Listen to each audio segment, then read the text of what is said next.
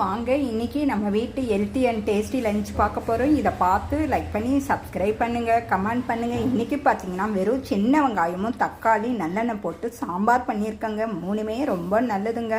சின்ன வெங்காயம்னு எடுத்துக்கிட்டோன்னா நமக்கு ரத்தத்தை சுத்தப்படும், கர்ப்பப்பையில் உள்ள அழுக்குகளை வெளியேற்றும். நல்லெண்ணெய் பெண்களுக்கு இடுப்புக்கு ரொம்ப நல்லதுங்க. தக்காளி தோலுக்கு ரொம்ப சிறந்ததுங்க. அது தவிர ஏகப்பட்டது இருக்குது. இங்கே பார்த்தீங்கன்னா எங்கள் மாடி தோட்டத்தில் விளைஞ்ச கொடி பசலை கீரைங்க.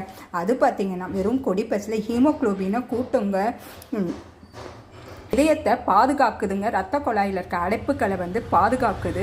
இங்கே பார்த்தீங்கன்னா கோவக்காய் பொரியலுங்க. அதுன்னு எடுத்துக்கிட்டிங்கன்னா கொலஸ்ட்ராலை கம்மி பண்ணி எடையை குறைக்குங்க. இங்கே பார்த்தீங்கன்னா பப்பாளிங்க, கண்ணுக்கு ரொம்ப நல்லது. அது தவிர குறைக்குங்க. அங்கே பார்த்தீங்கன்னா எங்கள் மாடி தோட்டத்தில் விளைஞ்ச கத்தாழை ஜூஸ் பண்ணியிருக்கேன். கத்தாழைன்னு எடுத்துக்கிட்டோம்னா முடிக்கு ரொம்ப நல்லது. மலச்சிக்கலை